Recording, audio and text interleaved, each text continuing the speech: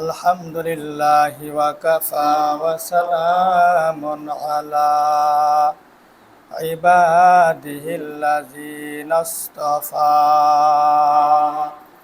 আম্মা বা'দু ফাআউযু বিল্লাহি মিনাশ শাইতানির রাজীম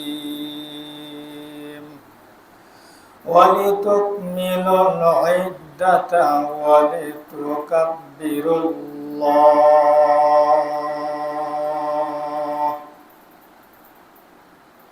ويقول بعضهم لبعض تقبل الله منا ومنك صدق الله العلي العظيم জানালাটা খোলা রাখলে সমস্যা হয়, জানালা খুলে দেন, জানালা খুলে দেন, জানালা সমস্যা না হলে খুলে দেন। জি হ্যাঁ,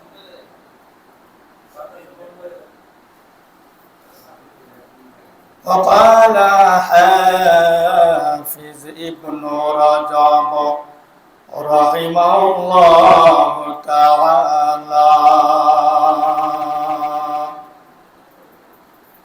ليس العيد لمن لبس الجديد ليس العيد لمن لبس الجديد إنما العيد لمن طاعته تزيد إنما العيد لمن طاعته تزيد عيدكم مبارك عيدكم مبارك وكل عام وأنتم بخير وكل عام وأنتم بخير মাহে রমজানের শেষ জুমা, রব্বে কারীম আমাদের সবাইকে যেন কবুল করেন। সকলে জোরে জোরে বলি আমিন। আমার কোন কোন ভাই ইতিকাফ বসছেন? আপনি সহ দুইজন, তাই না? আলহামদুলিল্লাহ, অনেক খুশি হয়েছি, অনেক খুশি হয়েছি আলহামদুলিল্লাহ।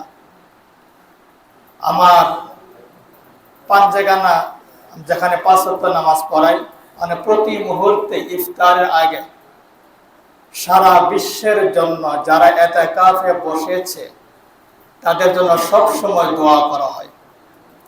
এবং আমাদের মাদ্রাসায় গতকাল বন্ধ হয়েছে, প্রতিদিন ক্লাস শুরু হওয়ার আগে ঠিক 9:45টায় 55 জন শিক্ষার্থী যারা এখনো বালেগ হয়নি, মাসুম বাচ্চা, এদেরকে নিয়ে আমরা দোয়া করেছি।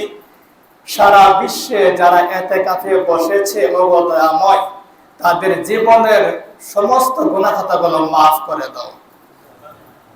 এই যে আমার এত ছোট ছেলে মেয়েরা, মাসুম বাচ্চারা, তারা আমিন বলেছে। আমার দৃঢ় বিশ্বাস এই পৃথিবীর বুকে যতগুলো মানুষ ইতিকাফ বসেছে তাদের অতীত জীবনের সমস্ত সগীরা গুনাহ খাতাগুলো মাফ হয়ে গেছে।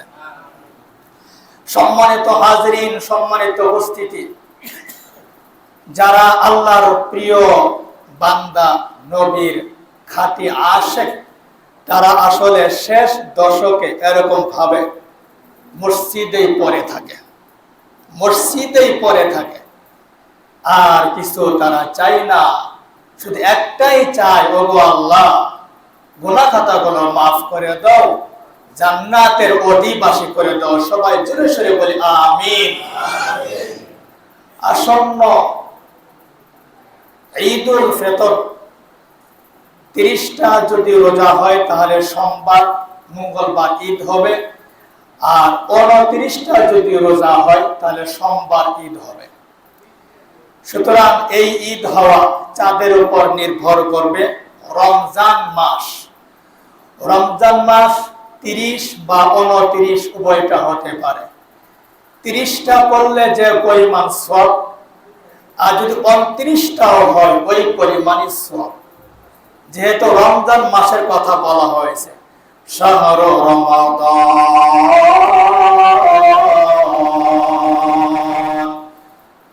ফতিহাত আবওয়াবুস সামা। রমজান মাস আসলেই আল্লাহ রহমতের দরজাগুলো খুলে দেন। সবাই জোরে সোরে বলি আলহামদুলিল্লাহ। সুতরাং রমজান মাস 29 হোক বা 30 হোক সেটা দেখার বিষয় নয়। রমজান মাস, একটা মানুষ রমজান সাধনা করলো পুরা রমজান, সে অবশ্যই সে সওয়াব পাবে। 29 বা 30 বলে কোনো কথা নয়, রমজান মাস এক কথাই। রব্বে কারীম সুবহানাহু ওয়া তাআলা তিনি পরিষ্কার হয়ে বলে দিয়েছেন, ওয়ালিতুকমিলুল ইদ্দাতা ওয়ালিতুকাব্বিরুল্লাহ। রমজান পরিপূর্ণ হয়ে যাবে। রমজান কত দিনে পরিপূর্ণ হবে এটা বলা হয় নাই। রমজান পরিপূর্ণ হবে 29 বা 30 হোক, রমজান পরিপূর্ণ হয়ে যাবে, সময়গুলো পরিপূর্ণ হয়ে যাবে। এই সময়গুলো পরিপূর্ণ হয়ে যাওয়ার পর এরপর কি আসতেছে? রব্বে কারীম সূরাতুল বাকারার মধ্যে ইরশাদ করেছেন, ওয়ালিতুকাব্বিরুল্লাহ। আর মাত্র কয়েকটা দিন আছে, তাকবীর বলতে হবে। মাহে রমজান শেষ হয়ে যাওয়ার পর শাওয়ালের চাঁদ উদিত হওয়ার পর থেকে এরকম ভাবে তাকবীর বলতে হবে। এখন শুক্রবার, আর মাত্র কয়েকটা দিন আছে। কয়েকদিন পরে আমাদের ঈদুল ফিতর আসতেছে। এই রমজান মাস ঈদুল ফিতর যে আসবে, রমজানের পরেই প্রথম দিন হলো ঈদুল ফিতর। এই ঈদুল ফিতর মাহে রমজান মানুষ রোজা রাখবে, তারাবি আদায় করবে, ইতিকাফ করবে, সাহারি খাবে, ইফতার করবে। একটা মুমিন বান্দার বৈশিষ্ট্য, দিনে রোজা রাখবে, রাতে 20 রাকাত তারাবি আদায় করবে, মুখের হেফাজত করবে, 5 ওয়াক্ত নামাজ জামাতের সাথে আদায় করবে, সাহারি খাবে, ইফতার করবে। এখান থেকে সে শিক্ষা নেবে নেক্সট টাইমে, পরবর্তী টাইমে ওর দ্বারা যেন কোন শরীয় বহির্ভূত যেন কোনো কাজ না হয়। সুতরাং একজন মুমিন বান্দার এটা হলো তার বৈশিষ্ট্য। মুমিন বান্দা ছাড়া অন্যদেরকে তুলনা করি রোজা রাখে, ভোরবেলা এই সাহারির সময় এরকম ভাবে গরু গোশত দিয়ে ভাত খায়, ভালো কিছু দিয়ে ভাত খায়, শুধু রোজায় রাখে, ও শুধু রোজাটাই হবে। ইফতারের সময় ইফতার করে বুট মুড়ি দিয়ে, নামাজে কোনো খবর নাই, তারাবি কোনো খোঁজ খবর নাই, ওয়াক্তে নামাজ কোনো খোঁজ খবর নাই, যাকাত দেওয়ার কোনো খোঁজ খবর নাই, ইতিকাফের কোনো খোঁজ খবর নাই, ফিতরা দেওয়ার কোনো খোঁজ খবর নাই। সারা জীবন এভাবে করে আসলে এই রমজান তাকে বিন্দু পরিমাণ উপকার করবে না, বিন্দু পরিমাণ। শুধু উপবাস থাকলে কি রোজা? শুধু উপবাস থাকলে জান্নাত? উপবাস থাকলে আমি গুনাহ থেকে মুক্ত হয়ে গেলাম? নিজেকে গুনাহ থেকে মুক্ত রাখতে হবে, নিজেকে এরকম তারাবি নামাজ আদায় করতে হবে, ওয়াক্ত নামাজ অবশ্যই পড়তে হবে, নেক্সট টাইম অবশ্যই পড়তে হবে, আল্লাহ রাস্তায় সময় দিতে হবে, বাকি সময় 5 ওয়াক্ত নামাজ জামাতের সাথে আদায় করতে হবে। তাহলে আপনার রোজা আল্লাহর দরবারে কবুল হয়েছে, আপনার যাকাত আল্লাহর দরবারে কবুল হয়েছে, আপনার ফিতরা আল্লাহর দরবারে কবুল হয়েছে, যতক্ষণ নাকি আমরা এই সকল আমল না করব ততক্ষণ বুঝতে হবে আমার আমল আল্লাহর কাছে গ্রহণ হয়নি। ওই আমল দিয়ে কি হবে? যে আমল করলাম এখন, পরবর্তী আর কোনো আমল করলাম না। একজন বিশাল একজন কবি, উনি সুন্দর কথা বলেছেন এবং হাসান রাহিমাহুল্লাহ তাআলা সুন্দর কথা বলেছেন। ও দুনিয়ার মানুষ, তোমরা তো ঈদ মনে করো, ঈদ যে ঈদ আসতেছে, ঈদ আসতেছে।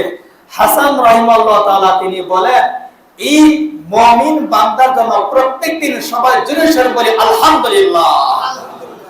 মুমিন বান্দার জন্য প্রত্যেকদিন ঈদ, প্রত্যেকদিন ঈদ, প্রত্যেকদিন ঈদ। মুমিন বান্দা মনে করে আমার কোনো গুনাহ খাতা নাই, আমার কোনো গুনাহ খাতা নাই, আমি আল্লাহ হয়ে আছি, আমি আল্লাহর কাছে আছি, আল্লাহর সঙ্গে আমার সব সময় সম্পর্ক, আল্লাহকে আমি ডাকি, আমি মৃত্যুকে কোনো ভয় করি না, আমার কোনো চিন্তা নাই, মারা যাওয়ার পরে আমি জান্নাত পাবো। সুতরাং মুমিন বান্দার জন্য প্রত্যেকদিন হলো ঈদ। ওই পাপিষ্ঠ বান্দা রোজা রাখে না, ধূমপান করে, মুখের ভাষা ভালো না, ওর জন্য কোনো ঈদ নাই, ওর জন্য কোনো ঈদ নাই। আরেক বিখ্যাত কবি বলতেছেন, হাফেজ ইবনে রজব রাহিমাহুল্লাহ তাআলা, তিনি বলতেছেন, আল্লাহ লাইসাল ঈদু লিমান লাইসাল জাদিদা, লাইসাল ঈদু লিমান লাবিসাল জাদিদা, ইন্নামাল ঈদু লিমান তাআতুহু তাজিদু। হাফেজ ইবনে রজব রাহিমাহুল্লাহ তাআলা বলেন, ঈদ তো ওই ব্যক্তির জন্য নয় যে নাকি নতুন কাপড় চোপড় কিনলো, শুক্রবারের দিন নিজের স্ত্রীকে নিয়ে বেপরদা হয়ে, নিজের মেয়েকে বেপরদা হয়ে মার্কেটে ঘুরে, অনেকগুলা মার্কেট ঘুরে ঘুরে, এরকম নামাজের কোনো খোঁজ খবর নাই, ওয়াক্তে নামাজের কোনো খোঁজ খবর নাই, বেপরদা হয়ে মার্কেট করতেছে, জুতাগুলো কিনতেছে, ইফতারে কোনো খোঁজ খবর নাই, আল্লাহ তাআলার আনুগত্যের কোনো খোঁজ খবর নাই। কবি বলেন, তোমার জন্য ঈদ নয় সুন্দর করে কাপড় চোপড় পরা, এর নাম ঈদ নয়। ভালো করে সামাই খাওয়া, এর নাম ঈদ নয়। আত্মীয় স্বজনকে দাওয়াত দেওয়া, এর নাম কোন ঈদ নয়। সুন্দর করে এরকম ভাবে টিভি স্টার করা, এর নাম কোন ঈদ নয়। ঘর বাড়ি এরকম রঙিত করা, এর নাম ঈদ নয়। সুন্দর কথা বলেছে, লাইসাল ঈদু লিমান লাবিসাল জাদিদা, ঈদগাহের মাঠে আসো সুন্দর সুন্দর কাপড় পরে, ঈদগাহে মাঠে আসো সুন্দর সুন্দর এরকম টুপি পরে, ঈদগাহে আসো যাই নামাজটা বগলের নিচে ভাঁজ করে, ঈদগাহে আসো এরকম ভাবে আতর লাগাইয়া, এর নাম ঈদ নয়, এর নাম ঈদ নয়। দেখতে হবে তুমি রমজান মাসে কেমন আমল করেছো, রমজান মাসে তুমি কি রোজা রাখছো, রমজান মাসে তুমি কি তারাবি পড়ছো কিনা, রমজান মাসে তুমি ওয়াক্তে নামাজগুলো আদায় করছো কিনা। ওয়াক্তে নামাজ পড়লে তোমাকে জামাতে কেন দেখা যায় না? আর শুধু বলো ঈদে যাই, ঈদের নামাজ কয়টা সময় অনুষ্ঠিত হবে, ঈদ নিয়ে ব্যস্ত, ওর মতো কপাল পোড়া নাই। কবি বলে, এই ব্যক্তির জন্য কোন ঈদ হতে পারে না। আমার পয়গম্বর বলছেন এর জন্য কোন ঈদ হতে পারে না, আল্লাহ পাক বলেছেন এর জন্য কোন ঈদ হতে পারে না।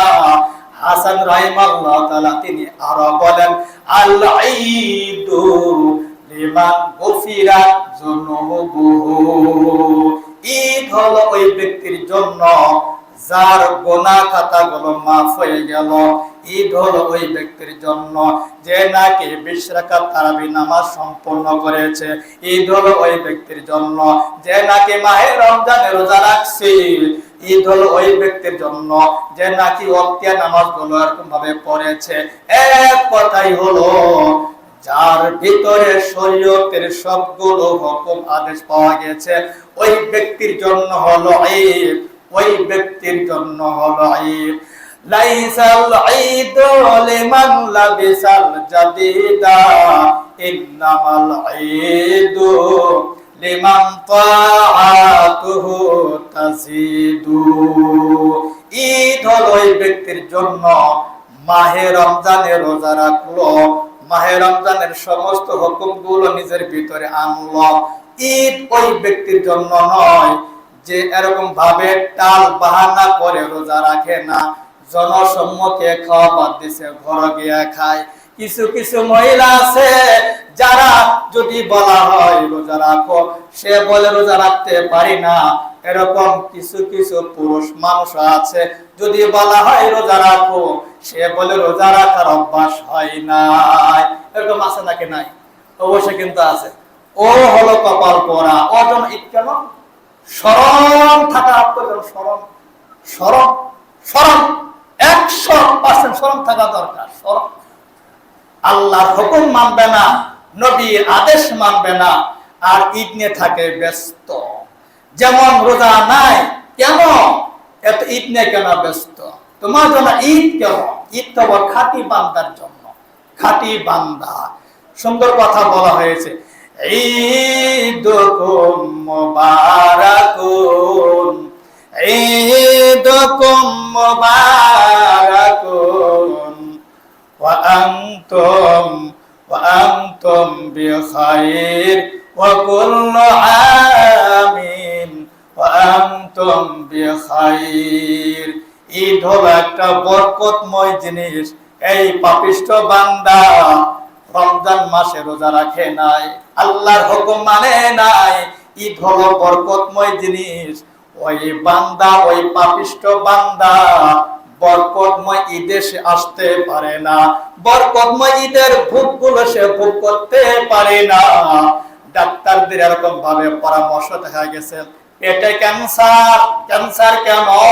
মায়ের রমজানে সে রোজা রাখে নাই, যা পেয়েছে সে তাই ভক্ষণ করেছে, যার কারণে তার পেটের মধ্যে ক্যান্সার ধরেছে। আল্লাহর হুকুম যদি সে মানত, তাহলে তার পেটের মধ্যে কোনো ক্যান্সার হতো না।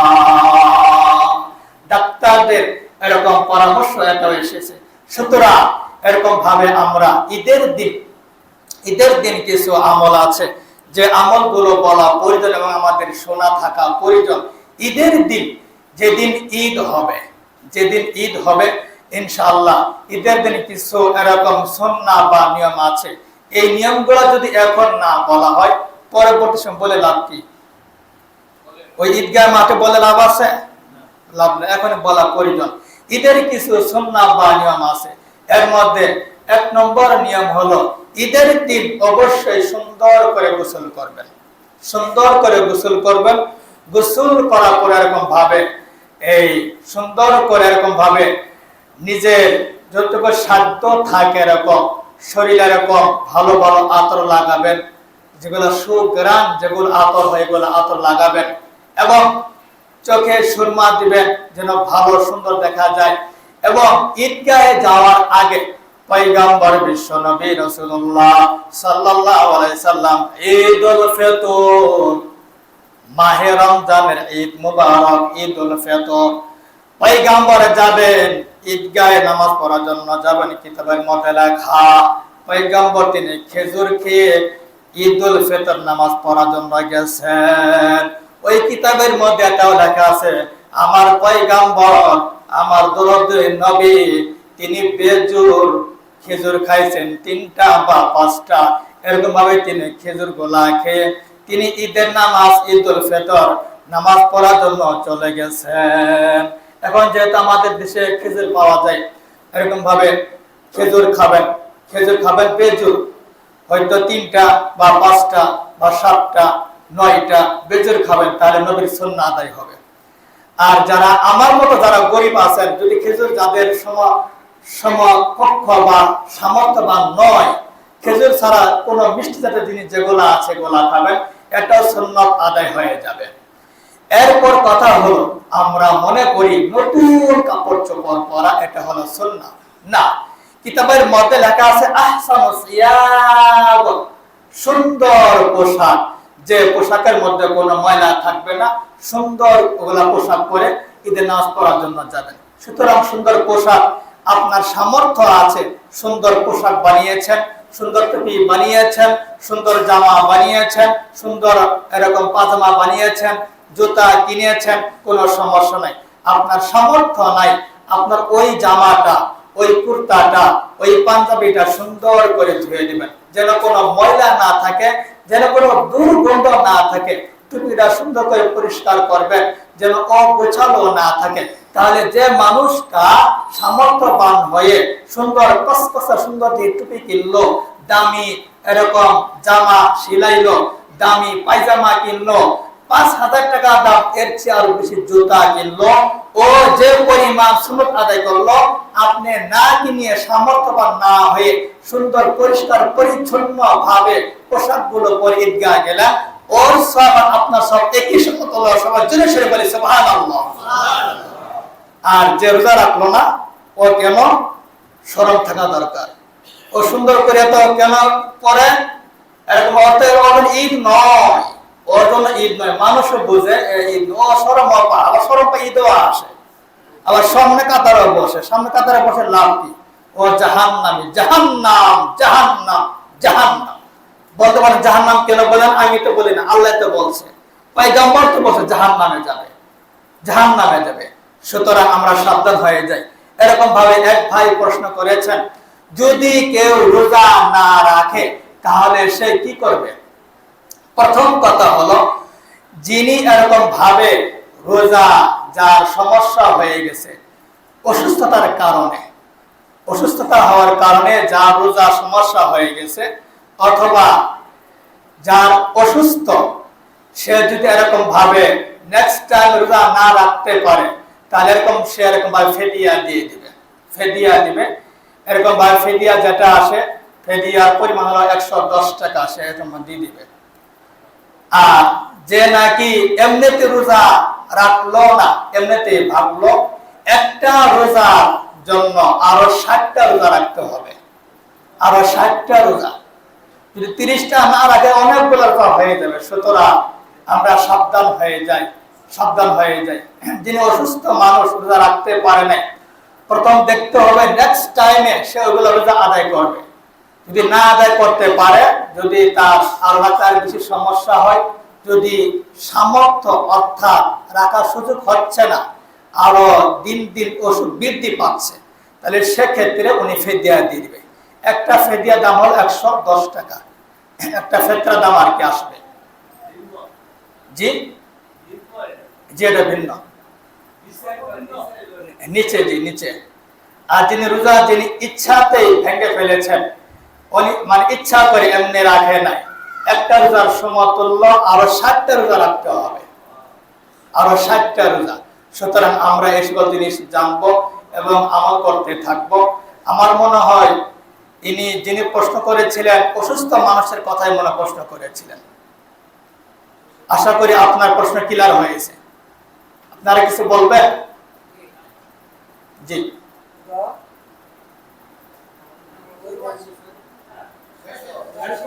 আচ্ছা, ইনশাআল্লাহ। আরেকটা সুন্নত হলো, ঈদুল ফিতরের আরেকটা সুন্নত হলো যে তাকবীর বলা, আল্লাহু আকবার, আল্লাহু আকবার, লা ইলাহা ইল্লাল্লাহ, ওয়াল্লাহু আকবার, আল্লাহু আকবার, ওয়ালিল্লাহিল হামদ। এই তাকবীরটা পুরুষরাও পড়বে এবং বাসায় বাড়িতে মহিলারাও পড়বে। এই তাকবীরটা পড়া এটা সুন্নাত বা মুস্তাহাব বা আদব। ইনশাআল্লাহ আমরা এই তাকবীরটা বলতে থাকব। আল্লাহ তাআলা তিনি বলেছেন, ওয়ালিতুকাব্বিরুল্লাহ, ঈদের নামাজ পড়ার জন্য যাও। মাহে রমজানে অনেক কষ্ট করে তোমরা রোজা সাধনা করেছ, রাত্রি বেলা তারাবি নামাজ সম্পন্ন করেছ, লম্বা দিন হওয়া সত্ত্বেও এরকম তারাবি, এরকম লম্বা দিন হওয়া সত্ত্বেও দিনের বেলা রোজা ভাঙো নাই।